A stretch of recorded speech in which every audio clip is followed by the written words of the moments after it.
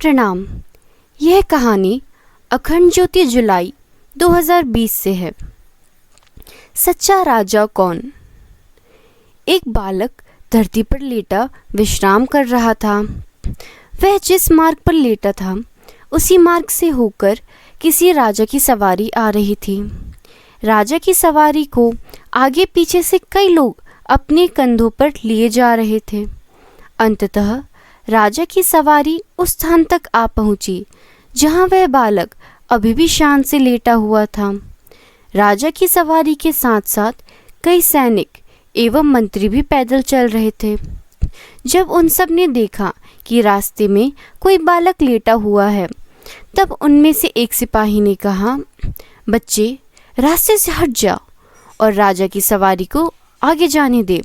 यह सुनकर भी वह बच्चा अपनी जगह से नहीं हटा। उस बच्चे ने कहा, कौन राजा, कैसा राजा?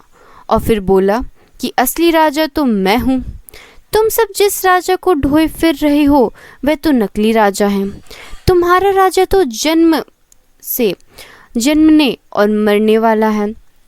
तुम्हारा राजा तो भय और आशंका में जीता है। इसके पास आज बादशाही है और कल नहीं रहेगी, पर मेरी बादशाही तो सदा मेरे पास रहेगी। मेरी बादशाही अजर अमर अविनाशी है, पर तेरे राजा की बादशाही विनाशी है। मैं तो अजन्मा और अविनाशी सदा मुक्त आत्मा हूँ, इसलिए असली राजा तो मैं हूँ।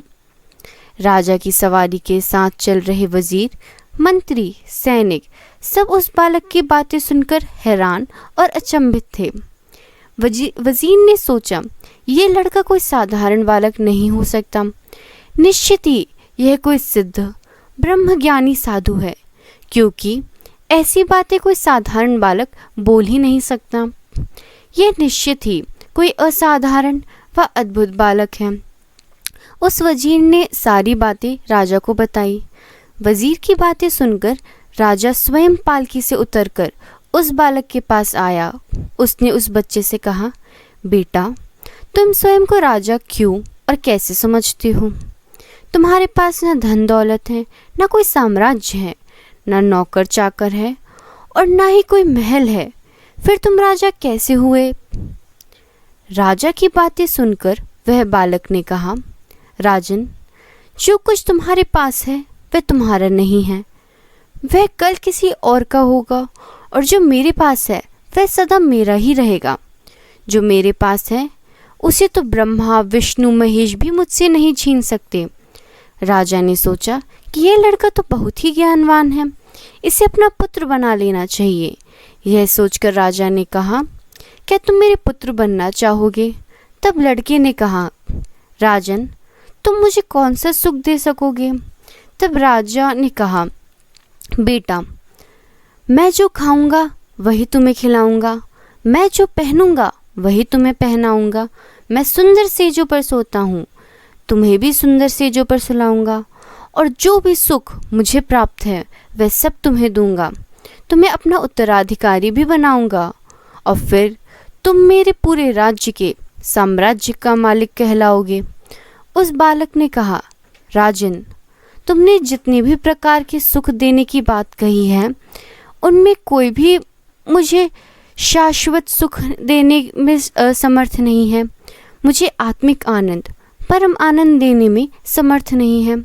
शाश्वत सुख, परम आनंद, आत्मिक आनंद तो सिर्फ परमात्मा ही दे सकते हैं, जिन्हें मैंने पहले ही अपना पिता, अपना परम पिता मान रखा है, बना रखा है। फिर मैं तुम्हारा पुत्र बनकर क्या करूँगा? मेरे परम पिता ने मुझे पर इतनी कृपा दृष्टि कर रखी है जिसका कोई अंत ही नहीं है। फिर मैं ऐसे परम पिता को छोड़कर किसी और को पिता क्यों बनाऊं?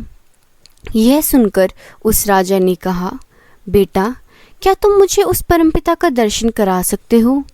तब उस बालक ने कहा, मेरा मालिक, मेरा परम पिता हर पल मेरे साथ रहता है। वह मेरी हर सांस में समाया हुआ है। मेरे कानों से वही सुन रहा है, मेरी नाक से वही सूंघ रहा है, मेरी वाणी से वही बोल रहा है, मेरे नेत्रों से वही देख रहा है, मेरे प्राणों का आधार भी वही है। वही आत्मज्योति बनकर स्थूल, सूक्ष्म और कारण शरीर के वस्त्र पहन रहा है। वह बालक बोला, मैं स्वयं को आत्मा मानता हुआ हर पल अजर, अमर, अविनाशी रूप में निवास करता हूँ। तुम मुझे पंच भौतिक शरीर समझ रहे हो? यह तो मेरा आवरण मात्र है, वस्त्र मात्र है। मैं तो पंचभूतों से परे हूँ, मैं भूतनाथ हूँ।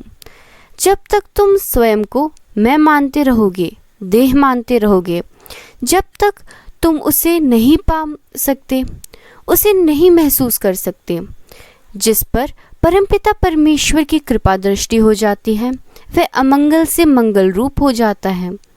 जैसे सागर से मिलकर नदियाँ अपना नाम रूप खो देती हैं, वैसे ही परमात्मा को पाकर जीव भी अपने नाम रूप को खो कर उसी के सदृश हो जाता है।